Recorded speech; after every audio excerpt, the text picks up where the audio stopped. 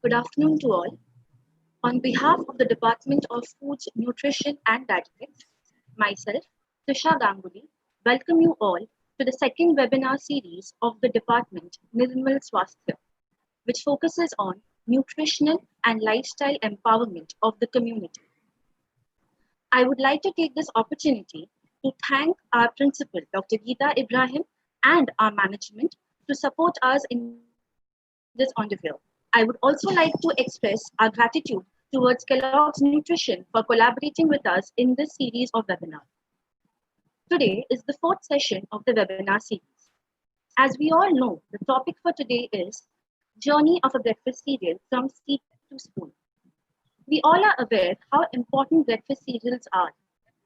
They are very important because they are responsible for providing us with nutrients. Simple grains are transformed into breakfast cereals using different technologies. Today, let us learn and understand how the breakfast cereals are transformed from seed to spoon. आज हम देखेंगे और जानेंगे कि simple अनाज के दाने breakfast serials में कन्वर्ट कैसे होते हैं. To enlighten us with this particular topic, we have with us our speaker for the day, Mr. Sitanath Misra. Let me take this opportunity to introduce him to all of you all.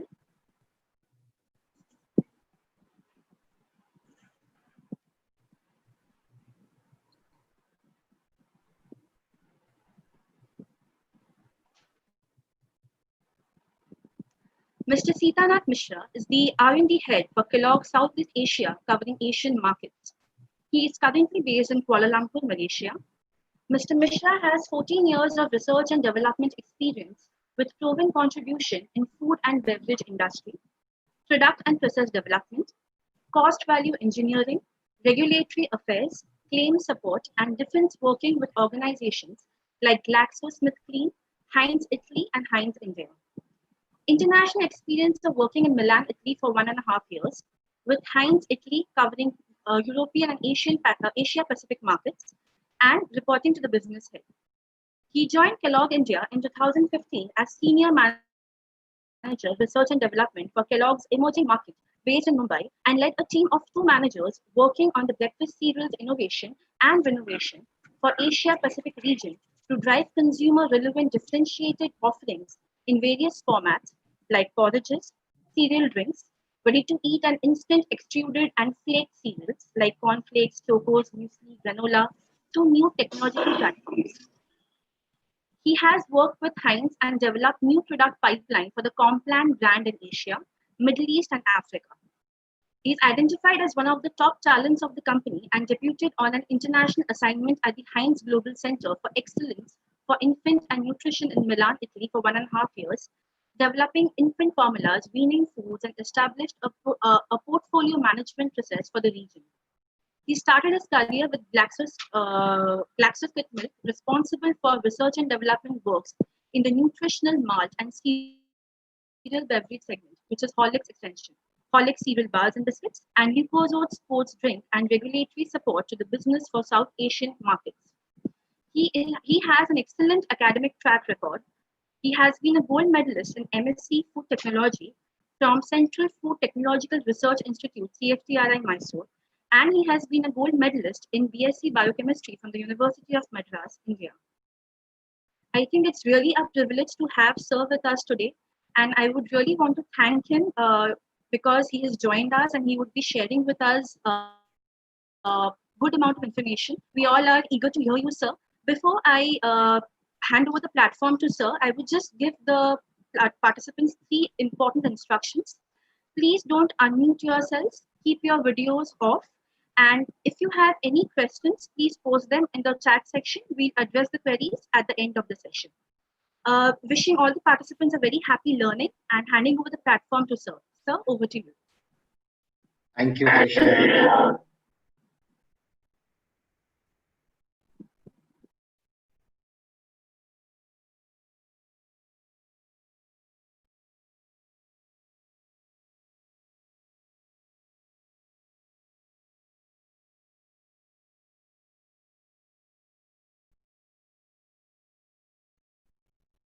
Good afternoon, everyone.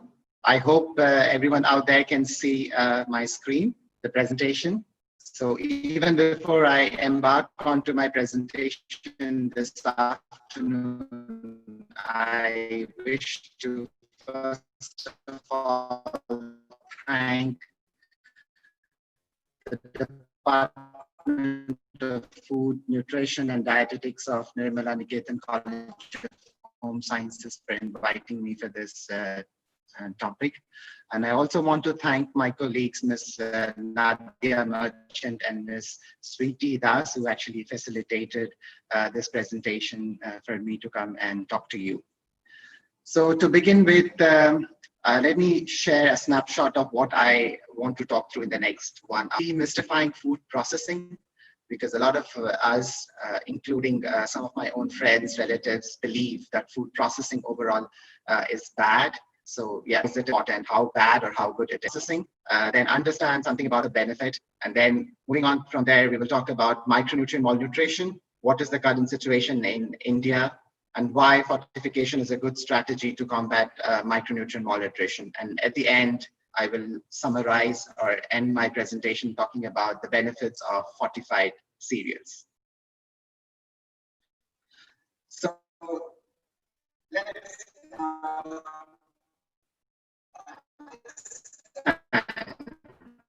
what is food processing?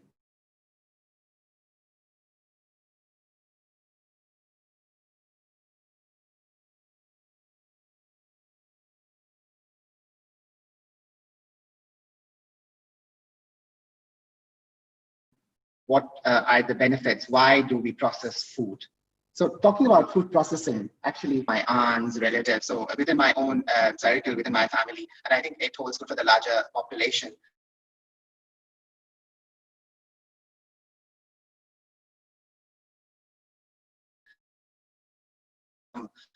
Their equipment out there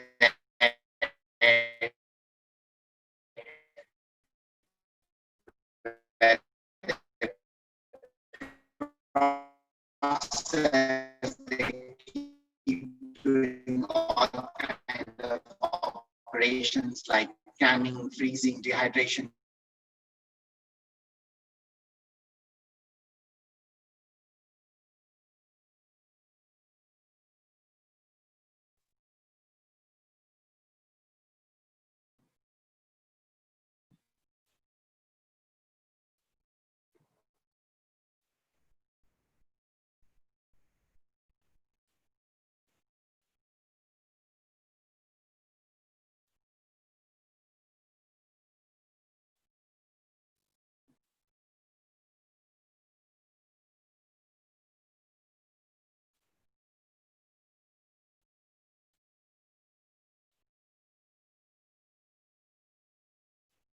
Risha, can you hear me? I'm sorry, it seems like I logged off. Yes, sir, you are clear now. You were a bit unclear a little while ago. Okay, I'm not quite sure where I left. I regret for the technical glitch here. So, okay, we start from the food processing. Am I audible now? Yes, sir. Yes, sir, you are. You are. Okay. So I was talking about food processing. What do people like us believe? What is food processing? A lot of my friends and within my family, people believe that food processing is bad. We believe that food processing happens in those big industries out there. We believe that there are these huge equipment that the industry uses. And then we have all these kind of processes like canning, freezing, dehydration, fermentation, and all that sort of technical jargons that people believe is all about food processing. But in reality, food processing, what is it? Food processing is actually nothing but everything which comes out from the agricultural land to your plate, anything that has gone in between. वो सारी प्रक्रियाएं जो आप खाना खाते हैं, जब वो खेत से निकल करके आपके प्लेट तक आने के अंदर जो भी वहां पे जो भी कुछ प्रोसेसेस हुए होते हैं, that is food processing. And whether you like it or not, actually it believes right, it starts right at your kitchen. जब घर पे आप खाना बनाते हैं, वो भी एक तरह का food processing है. So food processing not necessarily has to happen at large scale. In the subsequent slides, I'll be talking about how food is processed, giving some examples, but you will realize that food processing is important because it converts your food into a more edible, palatable form. It makes it more convenient. It allows you to keep it for a longer time. So that is how essential food processing is. So हम अगर मैं ऐसे हिंदी में कहूँ तो खाद्य प्रसंस्करण ये बहुत जरूरी है, क्योंकि अगर आप चाहते हैं कि आप खाना खा सकें, उसे उस फॉर्म में खाएं और आप एंजॉय करके खाएं और आप एक कन्वीनियंट फॉर्म में खाएं और उसे आप काफी देर तक रखना चाहते हैं, तो बहुत जरूरी है that food has to be processed. Let's look at some of the examples, and I will specifically take examples from the items that we use commonly at household. Let's look at sugar. So ये तो हम सबको पता है कि हमें गन्ने से शुगर मिलता है, लेकिन गन्ने से शुगर पहुंचने तक उसमें काफी सारी प्रोसेसेस होती हैं, and that is food processing happening, right? So the first step, once you have harvested the sugarcane from the agricultural land, is that you extract the juice. This is no different from how you get your sugarcane juice in your kirana walas when you go and have your sugarcane. So आप गन्ने का रस लेते हैं, you will see exactly how we do it in a much larger scale in the industry. So you have these crusher rollers where you feed the sugarcane and you extract the juice. The juice that comes out of this process, as you can see on the picture over there, is slightly acidic and turbid. Because ये acidic है, अम्लीय है, so you need to add something, and that's what we add, the lime. जो चूना पत्थर है, we call the milk of lime, we add to that, so that because as you know, acid reacts with alkali and neutralizes it. Because ये slightly acidic है, तो इसीलिए हम इसमें चूना पत्थर डालते हैं ताकि वो जो अम्ल है वो उसको आप न्यूट्रलाइज कर सकें. और उसके बाद भी heat it, because when you heat it, it kind of coagulates, and there are a lot of other unnecessary things, like you have waxes and fats. You want all of that to be out, so वो सारा settle हो जाता है नीचे, and then जो रह जाता है, that is the juice, the extracted juice. Next step is about clarification. So this is which is I was talking about the addition of lime, the milk of lime, and then heating it, how it helps to coagulate, makes the slightly acidic juice into a more neutral pH, and then you're trying to remove all the gums, fats, and all the undesirable fat. But eventually, आपको अगर sugar बनाना है, तो इसमें बहुत सारा पानी है, वो पानी we have to get rid of that, and that is what is multi-effective operation. आप घर में अगर आपको ये बनाना है, तो आप स्टव पे लेकर के maybe you will आप धीमी या तेज आंच में उसे कुक करेंगे, so that the water gets out, and that is evaporation.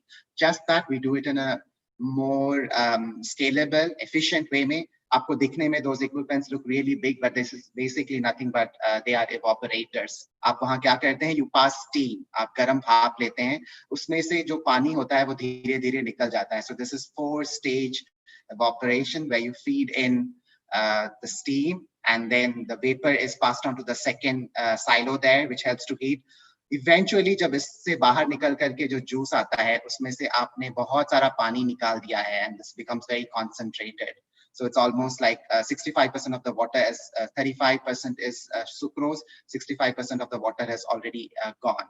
So ये जो गाढ़ा juice है, what we do at the next step is we crystallize it. तो crystallization में हम क्या करते हैं कि हम इसमें थोड़ी सी चीनी के दाने डालते हैं. These acts as nuclei, so that forms the basis on which it will you basically keep heating it. आप इसको continuously heat करते हैं, and then वो जो nuclei है, जो चीनी का शक्कर आपने डाला है, उसके ऊपर ये grow करता है crystal mass. And after crystallization, we do something which is called centrifugation. You could imagine the washing machine at your home. जब आप कपड़े डालते हैं washing machine में, and when you make the spinner move, you can see that there is water draining out, और कपड़ा exactly वही process होता है. पानी बाहर से निकल करके आ जाता है, और जो बच जाता है, that is your sugar, which you can dry. Subsequently, आप उसे hot air dry करके you get the sugar, and जो liquid आता है, that is molasses. That's a byproduct. So you see, canned sugar cane जो खेतों में उगता है, by the time it reaches to sugar, it has gone through this, and this is food processing. You have had these terms, and I'm trying to get you to think how you would do this if you were to do it in your kitchen. I think you would follow something very similar. You would probably put it in the stove. Of course, we will have to do it in a more controlled manner to get this. Maybe it's difficult, but just imagine if you have to do this at home. This is food processing. So this is just one example. Let's move to some more examples which we use commonly ingredient in our household. Let's talk about rice flakes, which is what is called as chivda or chuda in the eastern parts of the country, or what we call as poha in Maharashtra. So how is this made? The starting material for any rice flake is paddy, but आप paddy तो consume नहीं कर सकते हैं. So you have to make it into a more edible format, which is convenient, and look at the processes involved. The first thing that we do is we soak the paddy in water for 12 to 18 hours. That is kind of a tempering. आप इसे पानी में भिगो करके रखते हैं 12 से 18 घंटे. And then you roast it. In the olden days, typically people would use sand roasting, and we heat it about 200 to 250 degrees Celsius. So आप instantly उसे roast करते हैं. And this is kind of, it's like parboiling rice. So it's a dry mode of parboiling. So it's almost like dry parboiled paddy. And then you allow it to cool slightly for 5 minutes. Uske baad, what we do is flaking. So in the traditional way, in the older days, I think even today in some parts of the rural side of the country, you would see people use pounding. Traditionally, they would have this wooden mortar and pestle, and people use this wooden pestle to pound the paddy, which is cooked and roasted.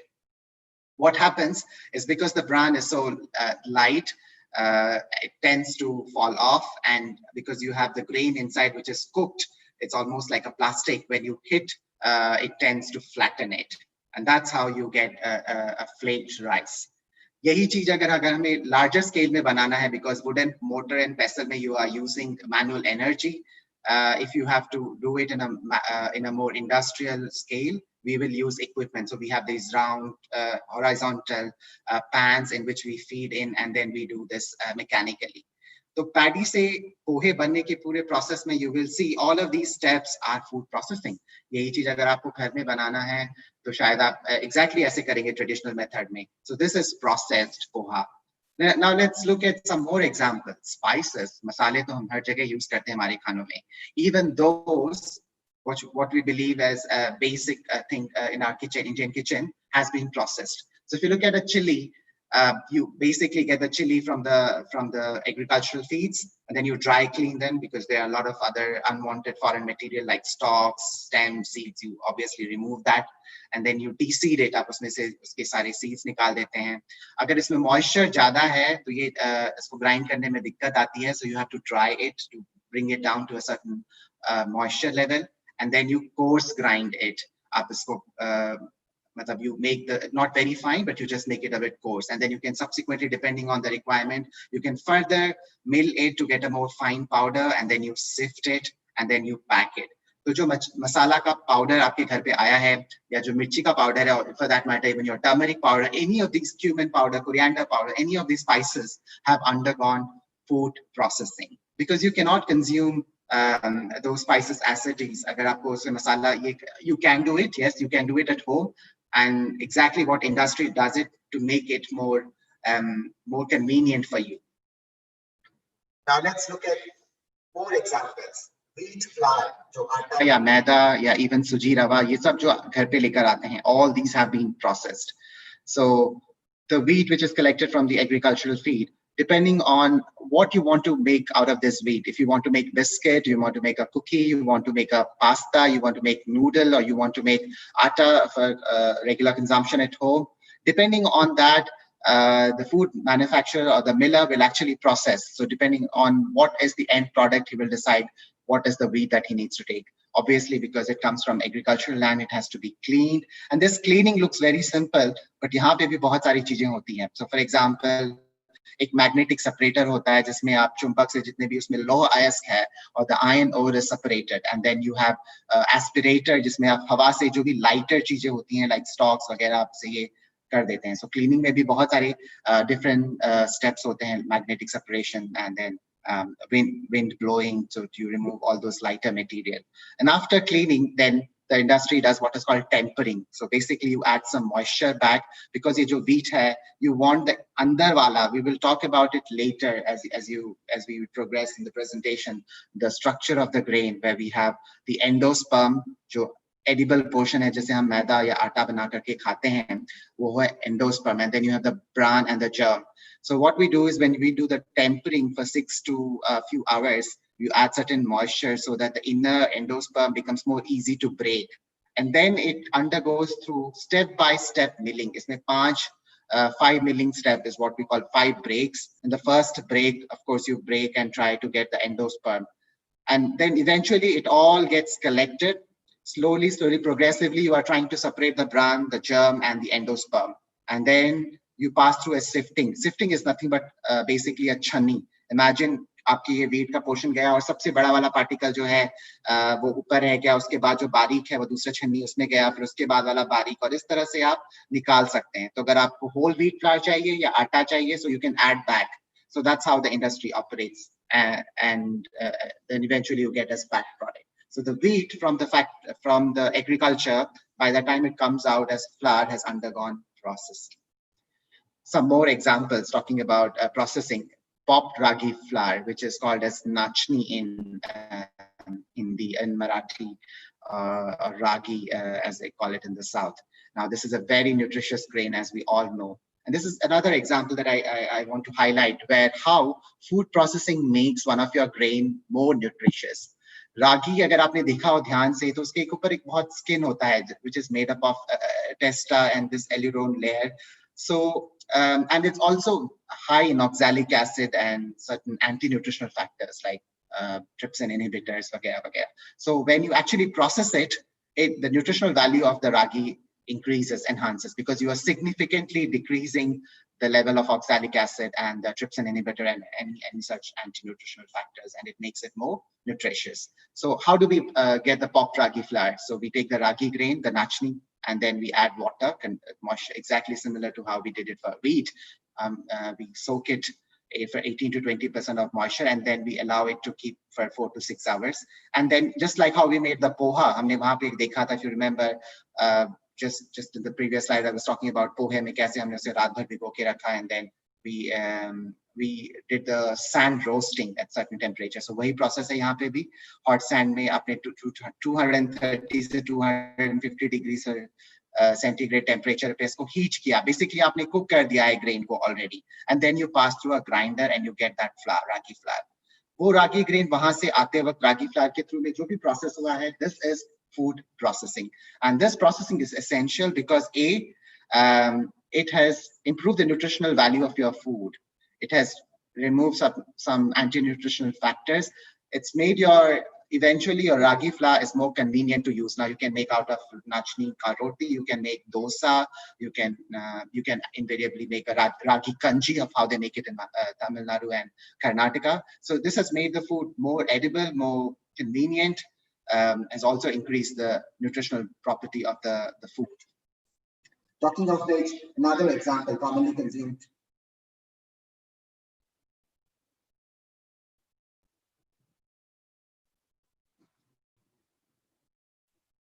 Am I audible? Yes, sir, you are. Yes, okay. Sir. Okay. So I was talking about rice, another commodity that we use as a staple. And look at how paddy grain, by the time it comes out of the agricultural land to our plate, has undergone processing. So you have all these paddy grains collected from the agriculture field. We do a bit of pre-cleaning where we remove all the husk, and then this when you remove the husk, then you get something what is the brown rice, and then it undergoes polishing. You basically do frictional where you actually rub the rice so that you can remove the outer layer, and that becomes more polished rice. And the leftover polishing ke jo tukda nikal aa jata hai, that becomes your broken rice. So even the paddy, by the time it reaches to your plate as rice, has undergone food processing. And this is essential because agar wo paddy ka grain jo khet se aata hai, wo aap aise kha nahi sakte. It has to be converted into a rice. That's how it becomes more edible. It becomes more convenient for you to make a biryani or make a kheer or everything. Obviously, paddy cannot be had as such. That's why we make a poha or make the rice out of it. Even before I move to the next aspect about cereal processing, I just want to touch upon, although I have not done any slides here, Even the fruits and vegetables that you consume from the market has undergone some sort of processing. So for example, these apples out there in the market, you would see that also has undergone process. So even in India, for example, when apple is grown in Kashmir or Himachal, वो वहाँ से वो apple लेकर के आते हैं, then you do a color sorting, आपको अच्छे, मतलब we make gradings like A, B, C, depending on the color, the appearance and everything. And then you wash it. You have to wash it with certain chemicals so that any the dirt or any microorganisms on the surface of the apples are eliminated.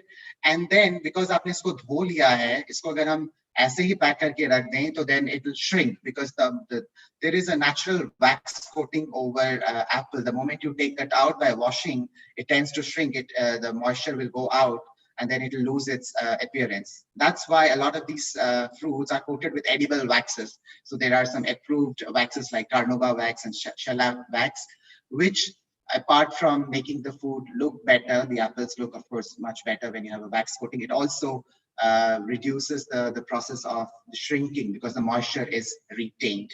Similarly, talk about any item in your kitchen.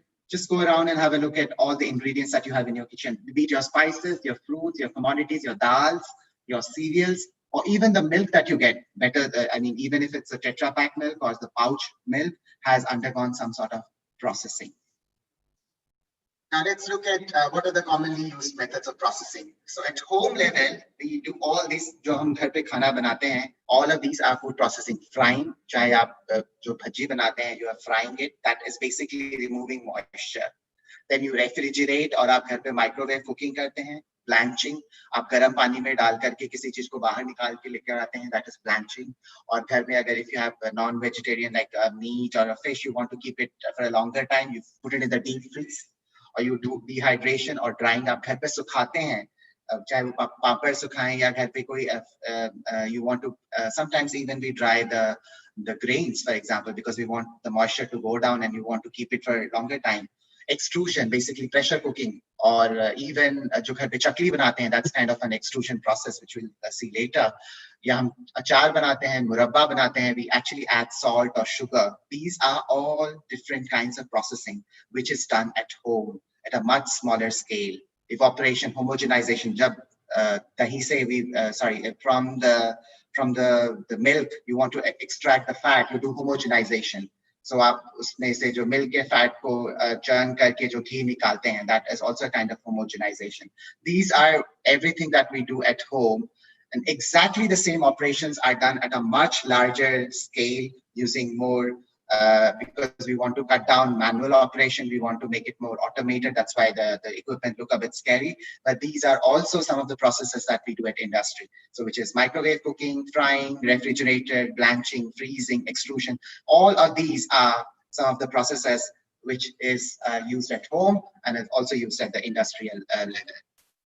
So talking about these processing, sterilization, ये हम कहाँ use करते हैं? जो tetra pack में जो अब दूध आता है, so of course we know जब गाय के स्तन से जब दूध निकल करके आता है, उसके बाद immediately chill it. We want to make sure that it is at 4 degrees Celsius, and then we do some sort of homogenization to remove the milk fat. That's how you get your skim milk or your tone milk, because depending on the fat you want to remove the fat, and then it undergoes something called a sterilization, because आप 121 degree centigrade पे उसको 2 या 3 second में heat करते हैं ताकि उसके अंदर के जो harmful microorganisms हैं, pathogens हैं, they die.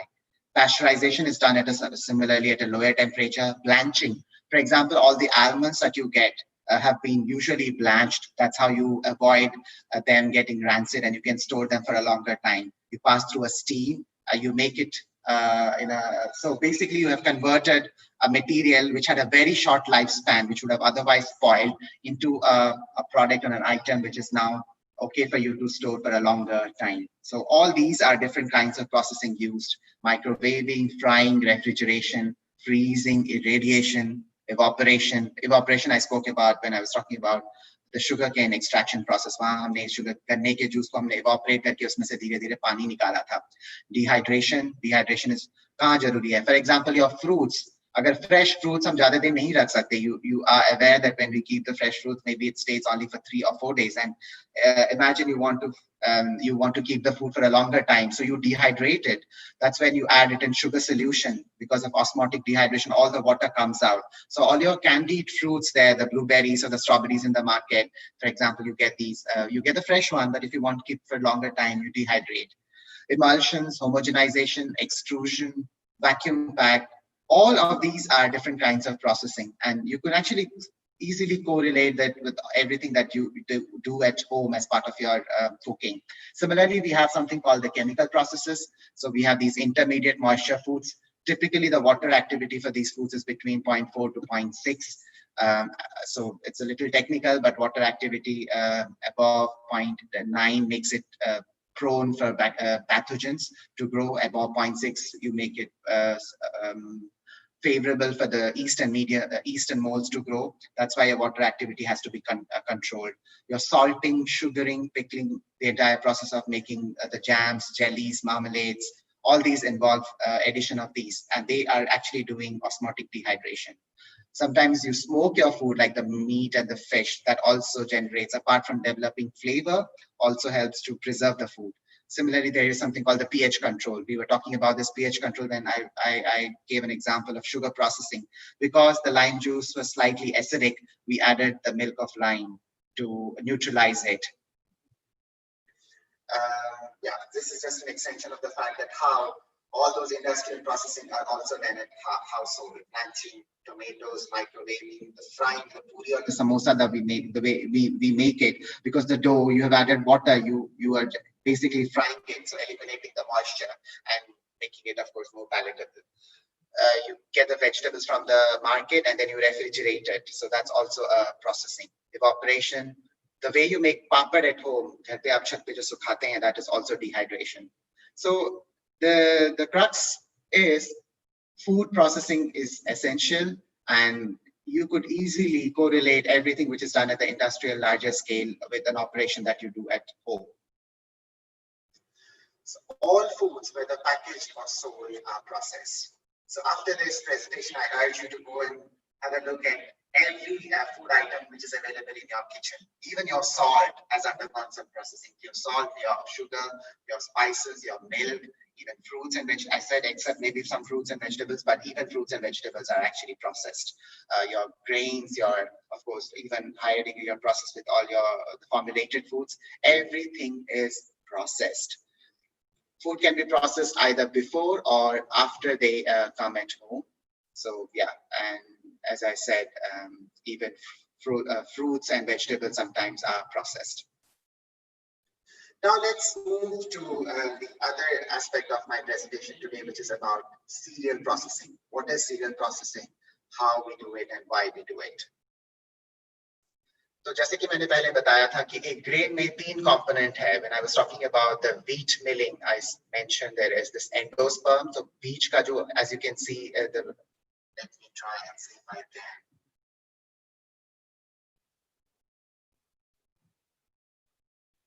Yes.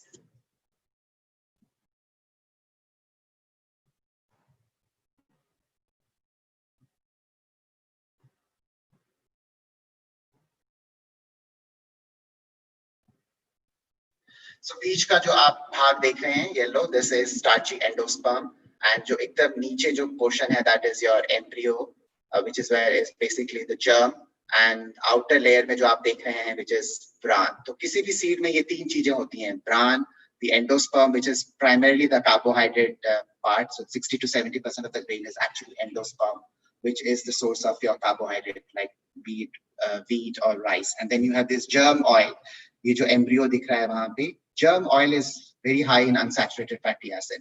And as you know, unsaturated fatty acids are not stable compared to saturated fat. That's why the grains tend to perish very fast. And that's why in the industry, they tend to remove this unsaturated fatty acid, because it allows you to keep the grain for a longer time. And then you have, of course, bran. We know the benefit of bran. Yeah, it contributes to fiber. So most cereal grain are processed. And the reason why we process it, because it makes it fit for human consumption.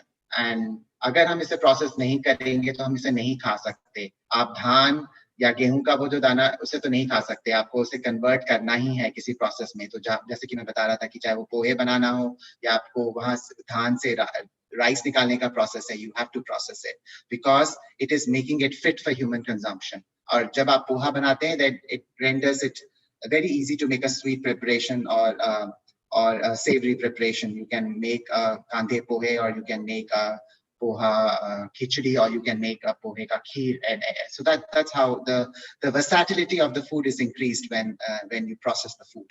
So by processing, we remove the hull, the outer hull, as you can see there, which is largely indigestible. We cannot digest it. Only some ruminants like cows, they can digest it, and that's why usually the hull is sent as cattle feed. And then you have the bran, the germ, and the endosperm, which forms after milling your flour. Why do we process the cereals? And this is just an abstract from an article, but basically the larger point is that whole grains cannot be consumed as such by mankind. You have to do some kind of processing, because processing makes it palatable, आप उसे खाने लायक बना देते हैं. And the other thing is it increases the nutritional property. कई बार उसमें ऐसे तत्व होते हैं जिसे हमारी बॉडी डाइजेस्ट नहीं कर सकती, या कुछ ऐसे हैं जो हमारा बॉडी उसे स्वीकार नहीं करता. देख, मैं रागी या नाचनी के बारे में जब बात कर रहा था तो मैंने आपको बताया कि उसमें ऑक्सैलिक एसिड है, उसमें ट्रिप्सिन इनहिबिटर है, इस तरह के कंपोनेंट्स हैं which are not digested by the body. These are anti-nutritional factors. जब आप process करते हैं, you are actually making the food more digestible, making it more rich in nutrition. So sometimes processing also enhances the nutritional property of the food, apart from making it palatable, apart from making it easy to be able to store for a longer time. So what are the advantages of cereal processing? So cereal processing helps and improve nutrition. Going back example of ragi, nachni ko humne dekha kaise because of processing it made the food nutritionally better. It makes the food safe. Again, similar. kai baar usme jaise main bata raha tha, right, actually helps in making the food safe. It also makes the food convenient. आप धान ऐसे नहीं खा सकते, लेकिन जब पोहे बन करके made it much more convenient for you. The commodity or the grain, and of course you improve the palatability. You cannot technically put any other food item there. Doodh, for example, I was talking about milk. It is so perishable. So Tetra Pak milk, for example, allows you to use the milk for 6 months. So you have actually increased the shelf life, and you've enabled it to be preserved and to be used for a longer time. Improved palatability, ganne ke juice versus the sugar. Of course, sugar makes it much more convenient for you to be able to add in various forms. Now let's look at some of the food processes that we do at our kitchen, Indian kitchen. So for example, the art of making roti, the art and the science. There is a science as well as an art. Yeah, that is food processing. तो गेहूं आता है, आप उसे मिल करते हैं, उससे आप आटा बनाते हैं, then आप पानी डाल करके गूंथते हैं, and then you flatten it, and then आप उसको सेकते हैं, and then you get the fulka or the roti out there. And similar process of chakri, which is I was talking about extrusion. तो जब आप चकली बनाने के लिए you use that equipment where you force feed it, एक छोटे से छेद से उसमें से आप निकालते हैं, that is actually kind of extrusion. वही चीज हम इंडस्ट्री स्केल पे करते हैं, जब हम उसको फोर्सिबली एक छोटे से नैरो ओरिफाइस से निकाल करके बाहर निकालते हैं तो वो प्रेशर से अपने आप को खो जाता है. That becomes extrusion. So exactly how we at Kellogg's make our cereals. If I were to give an analogy of the roti versus the cornflakes, you will see the process is very similar. So we get the sun-dried, ripe golden corn from selected fields of India. So we get these corn cobs. Then we have, you can see the pressure cook there. We have exactly, if you visit any of our Kellogg's factory, you will see that we have those rotary drums. These are nothing but basically a kind of pressure cooker, जिसमें हम करते हैं, इसमें cook करते हैं, and after उसके बाद हम, just like how you flatten the roti, It's exactly how we do. We take these cooked corn grits and then we flatten it through roller mills. तो उसमें से दो रोलर होते हैं, मतलब मान लीजिए कि जैसे कि दो ड्रम है जो रोल कर रहे हैं और इसके बीच में आपने फीड किया है कॉर्न क्रॉप्स को, कुक्ड कॉर्न क्रॉप्स को, और वो जो बाहर निकल करके आते हैं, then they become flattened.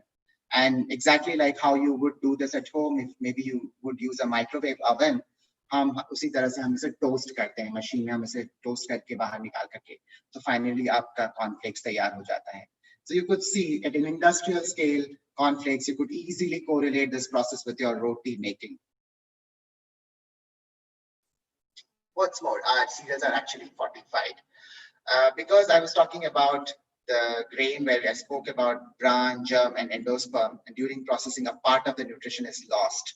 कई बार होता है ऐसा कि nutrition उसमें हो जाता है. That's why it is important that you add back those lost nutrients by fortification. So most of our Kellogg cereals are fortified with one or other micronutrient. So we have all the essential B vitamins, B1, B2, B3, B6, B9, B12, vitamin A, vitamin C, iron, and some of our cereals even have zinc. So we fortify our cereals to make sure that all the nutrients or any nutrient which has been lost, or for example, which was not present, कई बार होता है कि inherently उस grain में नहीं present होता है, that's where you need to add, and that is the process of fortification, which improves the micronutrient profile.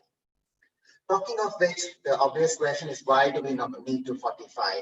एक तो है, जैसे मैं बता रहा था कि कई बार मिलिंग के वक्त कुछ नुकसान हो जाता है, उसके अंदर का जो माइक्रोन्यूट्रिएंट है वो चला जाता है. That is why we add, we fortify. But is that the only reason? No. There is another very important reason why food at large needs to be fortified. Look at this data from the Ministry of Health and Family Welfare released last year, 2019, and this statistic speaks for itself.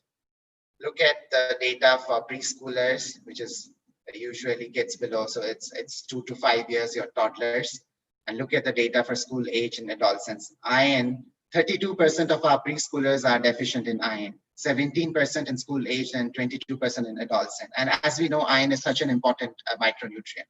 The moment आपके शरीर में iron की कमी होती है, you obviously have an impact in terms of the productivity. You are sluggish, you are not alert, you are not active, you cannot concentrate. So how do we expect our kids to excel academically? How do we expect them to participate in sports when they have deficiency? Look at, despite being a country where we have plenty of sunshine, look at the vitamin D deficiency. We have almost 24% of our adolescents who have vitamin D deficiency, and vitamin D, with more and more emerging science now, also says has a role in immunity. Vitamin D also helps in absorption of calcium. We also know that. So we obviously, all of us understand कि अगर एक या दो इनमें से कोई भी एक माइक्रोन्यूट्रिएंट अगर हमारे शरीर में कम हो जाए, तो उसका सीधा सीधा असर हमारे परफॉर्मेंस पे पड़ता है, चाहे वो हमारे फिजिकल एक्टिविटी पे हो या चाहे हमारे कॉग्निशन, हमारी एकेडमिक परफॉर्मेंस पे हो. This clearly tells us that unfortunately, as a country, I think in terms of our micronutrient intake level, we have failed. And another micronutrient, zinc, is so essential, apart from its role in development, also has a very important role in immunity. So you look at that data there, preschoolers, 19%, 17% of our school-going kids, 32% of our adolescents are deficient in zinc. Folic acid is such an important micronutrient for the formation of red blood cells, is again deficient at large. So just to reinforce that point, as I was saying, anemia, as per the latest data, about 450 million, almost 45 crore भारतीयों में anaemia है, खून की मतलब iron की deficiency की वजह से अनीमिया है. That you can straight away correlate with the impact on the GDP. अगर हम ये जो हमारे 45 crores Indians हैं, if we could actually make them have affordable iron, and if we could actually stop this anemia, the widespread anemia in the country, that will straight away have an impact on the GDP, the productivity of our country. We also see that there is B12 deficiency in our country. B12, as you know, usually is found in non-vegetarian sources. Part of our population is vegetarian, so they also have B12 deficiency. And there are other studies which says that zinc deficiency, as I was talking in the previous slide, which is such an essential nutrient in terms of its role in development and immunity, It is estimated that because of the climate change, because of the carbon dioxide emissions, the inherent ability of the crops to take zinc will reduce. So as such, we are at a precarious situation right now. We don't have enough zinc intake by our population, and this situation will become even worse as the climate changes, as the carbon dioxide emission increases. We also see vitamin C, again, in this era of pandemic, where everybody is so concerned about immunity, building immunity. It's unfortunate that we also have vitamin C deficiency in our elderly population. This just further accentuates the fact. Look at our urban data. अगर हम आज अपने शहरों की बात करें तो वहाँ पर भी unfortunately हमारे population में सबको the RDA is the recommended dietary allowance of how much we should be consuming per day. We don't get. Look at the vitamin A data, which we know is how essential for the vision. It's only 22.8. मतलब अगर हमें दिन में अगर हमें उदाहरण के तौर पर अगर 100 मिलीग्राम विटामिन ए खाना, माइक्रोग्राम विटामिन ए खाना है, तो हम उसमें सिर्फ 22 खा रहे हैं, या सिर्फ हमारी 22% आवश्यकता पूरी होती है. Look at riboflavin B12, which is so important for our energy metabolism. हम अपने दिन के जो requirement है उसका सिर्फ 50% आज हमें मिल रहा है. Pregnant women who are actually bearing the future of the country, even they don't adequately meet the nutritional requirements. So this is how unfortunate but glaring and quite gloomy situation, unfortunately, for the country. That's where food fortification becomes all the more important. It is scientifically proven that food fortification is one of the most cost-effective, scalable, and sustainable way to alleviate micronutrient deficiency.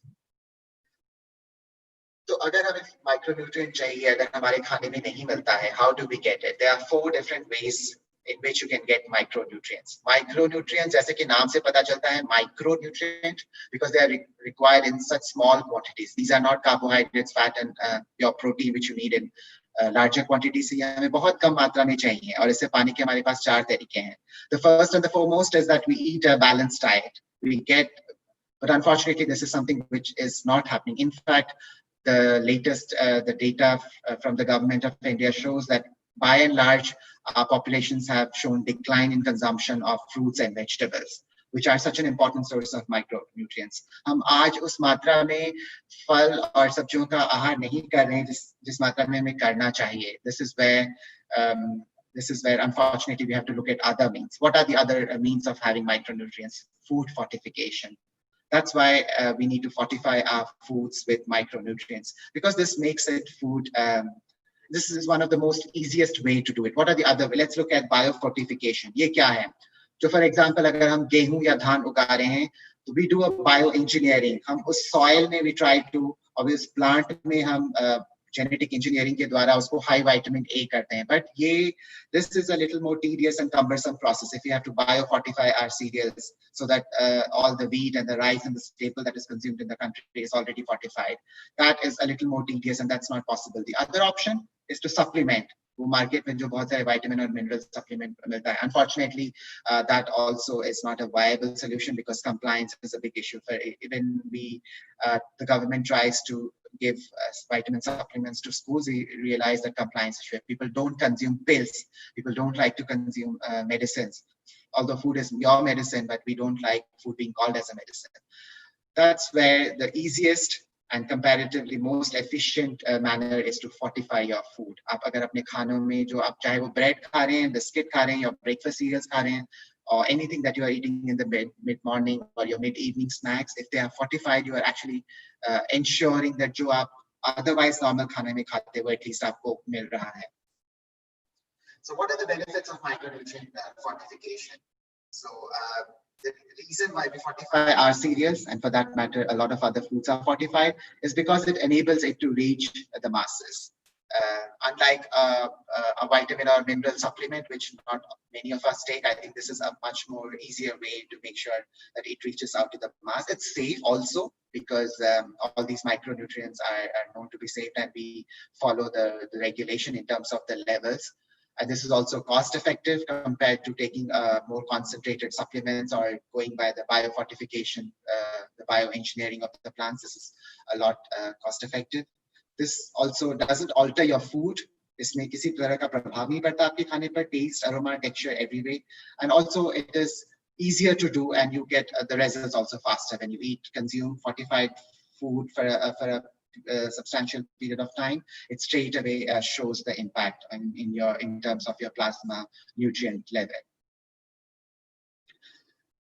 So as I spoke, fortification is very important, specifically in the Indian context. And at Kellogg's, we fortify all our breakfast cereals. This is one of the simplest way to make sure that the micronutrients are available to the larger population. So the research has actually shown that all cereal eaters have higher intakes of fiber. Our cereals, for example, our muesli, which is made of oats, barley, and different grains, are a rich source of fiber. Calcium, some of our cereals like chocos are fortified with calcium. Then iron, our cornflakes, for example, is a very good source of iron. All the micronutrients out there, vitamin A, vitamin C. And because you tend to consume breakfast cereals with milk, it also improves your milk intake. And most of the breakfast cereals are very low in fat, so you are also ensuring that your total fat levels are low. And also because by virtue of the fortification, you are making sure that your cereals give you the required micronutrients. So आपका जो दिन का micronutrient का requirement होता है, उसकी पूर्ति होने की भी आशंका ज़्यादा है जब आप breakfast cereal खाते हैं. So to sum up, I would say that all your foods, the key messages that I want to leave this audience with, all the foods, as I was saying, when you enter into your kitchen, look around and you will see everything that you see, whether packaged or whether you get it from outside, from your kirana walas as loose, has undergone some or other form of processing. Most cereal grains also have undergone some kind of processing. And why food processing? Because it makes your food safe, it makes your food palatable, it makes your food nutritious, it allows you to keep the food for a longer time. So जो भी आप अपने kitchen में जाकर के आज देखें, सब कुछ प्रोसेस हुआ है, किसी ना किसी तरह से उस सब में प्रोसेसिंग है. चाहे वो आप किराने वाले दुकान से वो लूज में आटा खरीद रहे हैं या आप ब्रांडेड आटा ले रहे हैं, चाहे आप नमक खरीदें, चाहे आप दूध खरीदें, चाहे आप फल सब्जी खरीदें, किसी ना किसी प्रकार का खाद्य का प्रसंस्करण हुआ है. और ये जरूरी है बिकॉज ये आपके फूड को सेफ बनाता है, आपको उस लायक बनाता है जिसे आप खा सकते हैं, आप उसकी जो गुणवत्ता है, उसकी न्यूट्रिशन है, उसको बढ़ाते हैं. और आप बिकॉज आप प्रोसेस हुआ है, आप इसे ज्यादा देर तक घर पे रख सकते हैं. आप 4 महीने, 5 महीने, 6 महीने तक स्टोर कर सकते हैं, which was otherwise not possible. And then we spoke about fortification. That cereal fortification is essential because you are adding those micronutrients which otherwise you don't get, which you would have got if you were eating a diverse diet. And that helps. I spoke about the rampant micronutrient deficiency in the country and how fortification helps to alleviate that concern. And there is enough evidence already available that people who consume regularly breakfast cereals, fortified cereals, have a better nutrient intake. तो ये जो micronutrient है, जो इसका मतलब है कि बहुत कम तत्व में चाहिए आपको ये विटामिन और मिनरल, इनको आपको ग्राम में नहीं खाना, मिलीग्राम या माइक्रोग्राम में खाना है. अनफॉर्चुनेटली वो हमें नहीं मिलता हमारे दिन के जो हमारा फूड प्लेट है उसमें. That is why it is important कि आप सीरियल्स खाएं जिसमें ऑलरेडी फोर्टिफिकेशन है, जिससे कि आपका बेटर न्यूट्रिशन इनटेक है. With that, I conclude, and over to you, Trisha, if there are any questions.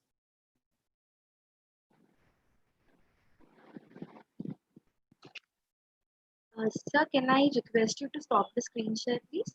Sure. Thank you so much, sir. It was really a very informative session.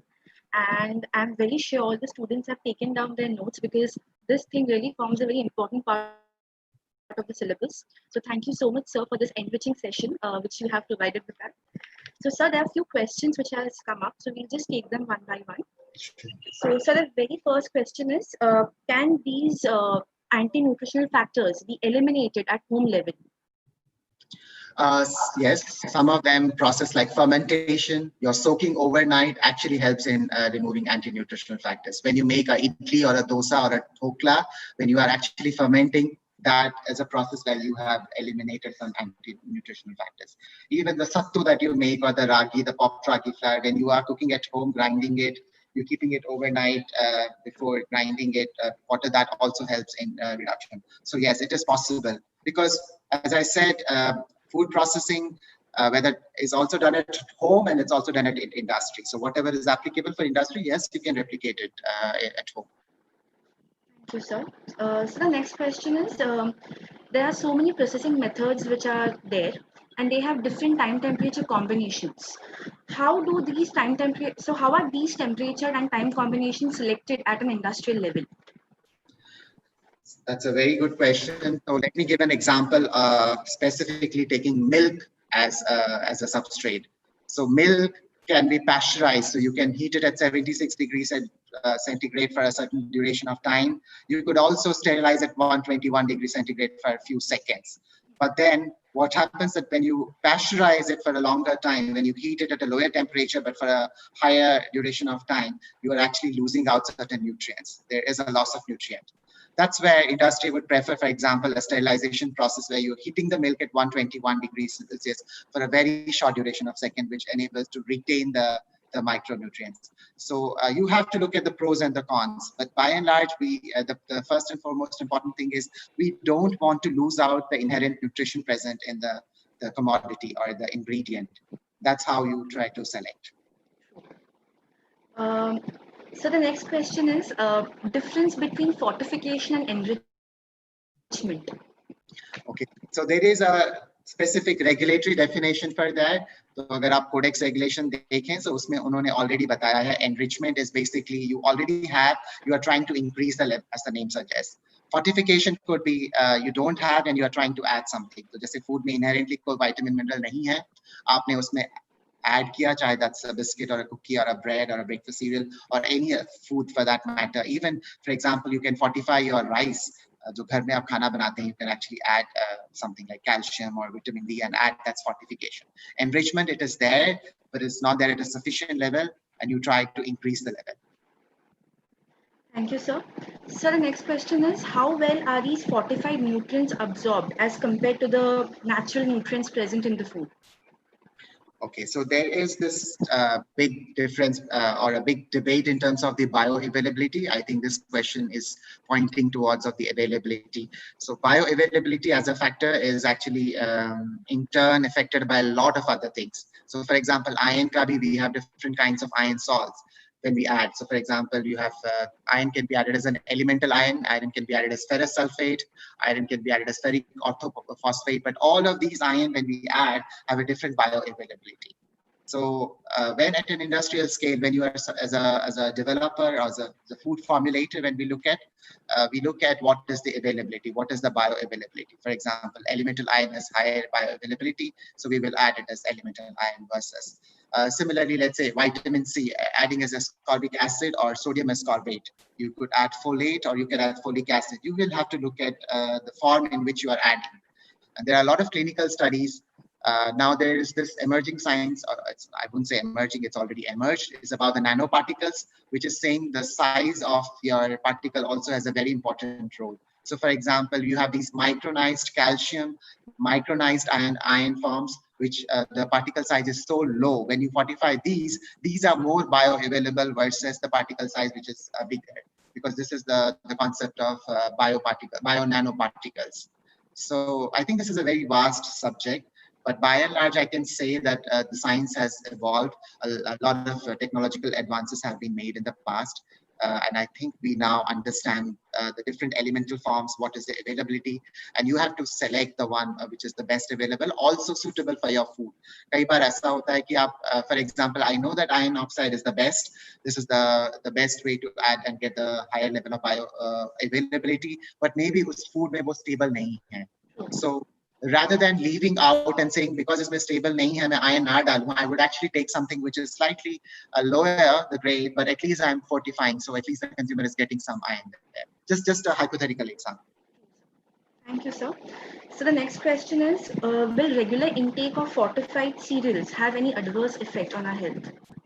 So I think the concept is very simple. Water-soluble vitamins, your vitamin B complex, vitamin C, Of course, if you take them in larger quantity, as by virtue of them being water soluble, they tend to be excreted via urine and they are pretty safe. So a lot of, for example, folic acid, I think we pregnant women, as per the RDA, they just need 400 microgram maybe, but then the doctors recommend pregnant women even as high as 5 mg, but I'm really not concerned because yeah, anything excess, the body can throw it out by urine. The concern is more on the fat-soluble vitamins, which is like the A, D, E, K. But unfortunately, the irony of this country is that we don't get, as I was talking in the presentation, we don't get adequate vitamin D. So where is the question of excess? हाँ तो हालत ऐसा है कि हमारे food से हमें vitamin D deficiency नहीं मिल रहा है और we are having rickets or osteoporosis. हमारे so unfortunately vision problem है. So I don't think we are at a stage in our country where we have reached to a point where we debate that is it adverse. Similarly, for minerals also, we don't tend to get adequate. That's what the data is already indicating. Iron, zinc, all of these calcium deficiency already present here. So I think it is a balance. It is judicious use. Thank you, sir. Sir, the next question is, when we process the cereals to get RTE products, will the glycemic index rise as compared to preparing a breakfast at home? Okay, breakfast at home. When you are making poha, you have actually taken the flattened rice. So the glycemic index, and poha to me is ready to eat cereal. So the glycemic index is just the same, whether poha ko aap usme, you can enhance the glycemic index of the food by virtue of adding all, you can add, let's say, peanuts, you can add vegetables, and that's how you, at a home level, we do. But I think if you look at the overall pros and the cons, it outweighs. The fact that by processing the cereals, you have made it more palatable, you have made it more convenient, you have enhanced the shelf life, you make it, and you allow it to be consumed any time of the year, within its shelf life, versus a glycemic index, like I would think that it is far more. And even glycemic index processing, there are ways to control. For example, steel cut oats, they are lower glycemic index versus instant oats. We do know that, but then the time required to consume steel cut oats, for example, is much. So do we have, the fact is that we are so, we don't have time, we are always rushing. So for somebody to cook actually steel cut oats and say this is low glycemic index, it takes about hours, versus a 3-minute instant oat. At least I get my oat, my beta glucan, my fiber, and I feel happy. So it's a bit of a balance.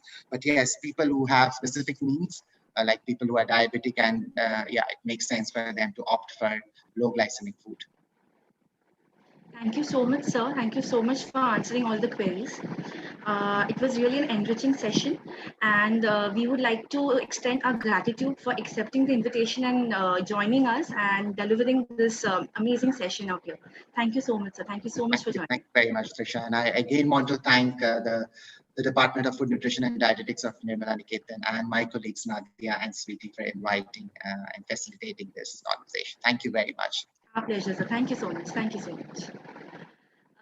Now, after the participants, please access the feedback link which has been provided to you all.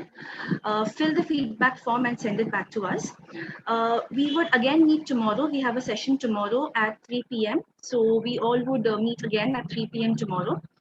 Thank you so much for being with us, for joining us, and have a good day and have a safe day. Thank you so much.